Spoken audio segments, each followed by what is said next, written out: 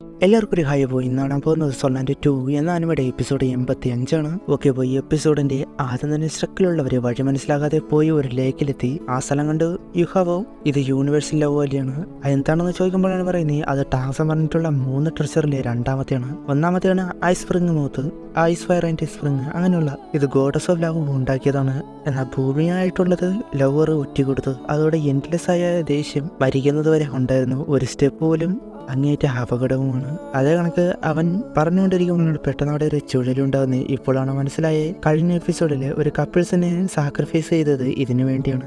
ഏതിന്? യഥാർത്ഥ love ആയവർക്ക് risk എടുത്ത് അത് തെളിയിക്കണം, അല്ലെങ്കിൽ മരിക്കുക. അവരെ കൊണ്ട് പോവുകയാണ്. ഇതൊരു വോയിസിലൂടെ പറയുന്നുണ്ട്, റിസ്ക് എടുക്കണം അല്ലെങ്കിൽ മരിക്കണം എന്നൊക്കെ. ഇതേ സമയം റിയോ എംബറിൽ ഗാർഡ്സ് വളരെയധികം ടൈറ്റാക്കി എന്തോ നടന്നതുപോലെ ശുശു ഒളിച്ചിരിക്കുകയാണ്, പേടിക്കുകയാണ്. ആരും കാണാതെ ഒരു സ്ഥലത്ത് ഇരിക്കുന്നുണ്ട്. എന്നാൽ ആ ടൈം അങ്ങോട്ട് വന്ന ഗാർഡ്സിന് ഒരു പൂച്ച രക്ഷപ്പെട്ടു. അവള് പോകുന്നത് ദൂരെ നിന്ന് ഈ ഹെങ് ഇതെല്ലാം കണ്ടു. ആ നമ്പർ 5.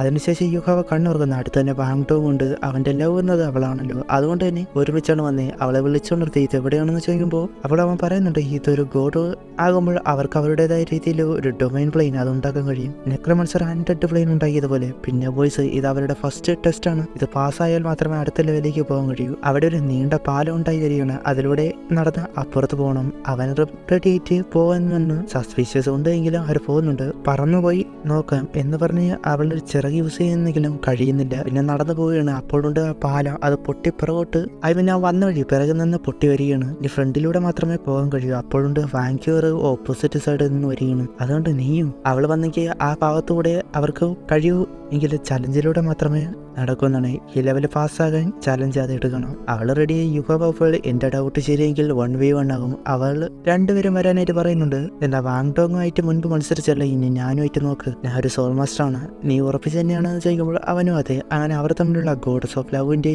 ഫസ്റ്റ് ട്രയൽ ടെസ്റ്റ് അത് തുടങ്ങി. അപ്പോൾ വോയിസ് പിന്നെ ഇതിൽ തോർക്കുന്ന ആള് ഡീപ് ടെക്സ് എക്സാമിനെ നേരിടേണ്ടി വരും. അവൾ ഓടി വരുമ്പോൾ സോൾ ഗൈഡിയൻ ടൂളൊക്കെ വെച്ച് ശ്രദ്ധ മാറ്റി. എന്നിട്ട് ബിങ്ങിന്റെ സോൾ സ്കില്ല് അത് യൂസ് ചെയ്ത് അത് വാങ്ക്യൂറിന്റെ ഡ്രാഗൺ സ്കില്ല് യൂസ് ചെയ്ത് തടയാണ്. അങ്ങനെ അവരുടെ ഫൈറ്റ് തുടങ്ങി. അവൻ അറ്റാക്ക് ചെയ്യുന്നത് അത്ര ഹാർഡായിട്ടൊന്നുമല്ല എന്ന് കാണാം. അതുപോലെ ഗോഡസ് ഓഫ് ലൈറ്റിന്റെ എന്നാൽ സെൽഫ് മെയ്ഡ് സ്കില്ല് അത് യൂസ് ചെയ്യുന്നുണ്ട്. അത് അറ്റാക്ക് ചെയ്യുന്നത് കുറെ കൂടി പവർഫ്ലൈ എന്നത് അവൾക്ക് മനസ്സിലായി. അതുപോലെ ഷൂനുവിന്റെ സ്കില്ല് അത് യൂസ് ചെയ്ത് ഫ്രീസ് ആക്കി. എന്നിട്ട് അവൾക്ക് നേരെ അറ്റാക്ക് വിട്ടു. ഒറ്റവെട്ടിന് അതെല്ലാം തകർത്തു. അവളുണ്ട് പിറകെ കൂടി വന്ന് ഒറ്റ തണ്ട്. അതുപോലെ എംബർ പാം എന്ന ഈ സ്കില്ല് യൂസ് ചെയ്ത് അത് അവൾ സ്പിയർ വെച്ച് തന്നെ ഒഴിഞ്ഞു മാറുക. അപ്പോഴുണ്ട് ടൈമിങ്ങിന്റെ മെന്റൽ പവർ സ്കില്ല് അതുപോലെ ഇല്യൂഷൻ സ്കില്ല് കൂടി ചേർന്ന് കമ്പൈൻ ചെയ്ത ടൈമിംഗ് ഡൊമൈൻ അതിനുള്ളിലേക്ക് അവളാക്കി ഒരു സ്പിരിച്വൽ വേൾഡ്. അവൾ നിൽക്കുന്നത് പോലെയും അവൾക്ക് നല്ല രീതിയിൽ സ്പിരിച്വൽ അറ്റാക്ക് അത് അനുഭവപ്പെടുന്നുണ്ട്. അവളത് ബ്രേക്ക് ചെയ്യാൻ നോക്കുന്നുണ്ട്, കഴിയുന്നില്ല. അവളുടെ രൂപം തന്നെ വരികയാണ്. സ്പിരിച്വൽ പവർ ആണ് എന്നത് മനസ്സിലാക്കിയിട്ട് അവളുടെ ഡ്രാഗൺ വെച്ചുള്ള പെർസെപ്ഷൻ ആ സ്കില്ല് യൂസ് ചെയ്തതാണ്. അതോടെ ആ ഡൊമൈൻ ഒരു രീതിയിൽ അവൾക്ക് മനസ്സിലായി. ടൈമിങ്ങിനെ കണ്ടുപിടിച്ച് അതിനെ അറ്റാക്ക് ചെയ്യുന്നിട്ട് പോന്നു. അവനാട്ടെ മാറി മാറി പോകുന്നുണ്ട്. അങ്ങനെ കുറച്ചു നേരം യുഹാബാദ് കൺട്രോൾ ചെയ്യാൻ നോക്കുന്ന നിർത്തിയിട്ട് ഞാൻ തോൽവി സമ്മതിച്ചു. അതായിട്ട് വാങ്ങിക്കോറ്. എന്തുകൊണ്ട്? അവൻ പറയുന്നത് അവളുടെ ഡ്രാഗൺ പെർസെപ്ഷൻ സ്കില്ല് ചിലപ്പോൾ ഈ സ്കില്ല് ബ്രേക്ക് ആക്കിയാലും അധികം മുന്നോട്ട് പോകാനുള്ള സോൾ പവർ അവനില്ല. അവന് 5 സോൾ റിങ്ങുള്ള സോൾ കിങ് ആണ്. നീ ജയിക്കും, നിനക്ക് വേറെ ചാൻസ് ഉണ്ടല്ലോ എന്ന് തന്നെ നീ അന്ന് എന്നെ ഐസ് ഫയർ സ്പ്രിങ് മൗത്തില് അവിടെ രക്ഷിച്ചു ഇൻഡയറക്റ്റ് ആയിട്ട് വാങ്ടോങ്ങിനെ. അതിന് പകരമായിട്ട് ഒന്നുമില്ല.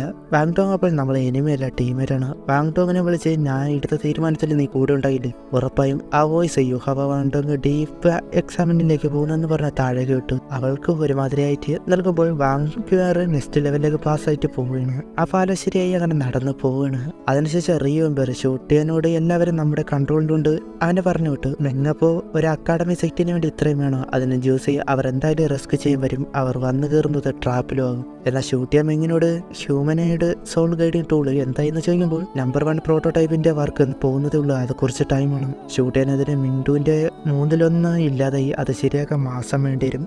ആ ടൈം കൊണ്ട് ഒരു ആർമി തന്നെ ഉണ്ടാക്കാൻ പറ്റുന്ന രീതിയിൽ എത്തിക്കണം. ഫെയിലിയർ അതൊരു ഓപ്ഷൻ അല്ല. യൂലും എങ്ങനെയുടെ സോൾ ഗൈഡിയൻ ടൂർണമെന്റിൽ ഒരാൾ ഹ്യൂമനോയിഡ് സോൾ ഗൈഡിയൻ ടൂൾ ഉണ്ടാക്കി എങ്കിൽ അത് നമ്പർ 0 പ്രോട്ടോടൈപ്പ് കൊണ്ടുപോയവനായിട്ട് ബന്ധമുണ്ട്. ആരാണെന്ന് ചോദിക്കുമ്പോൾ അവരുടെ ഐഡന്റിറ്റി ഹൈഡാണ്. ഷൂട്ട് ചെയ്യാൻ അറിയാം. അതുകൊണ്ട് തന്നെ ഡയറക്റ്റ് ചോദിക്കുന്നു.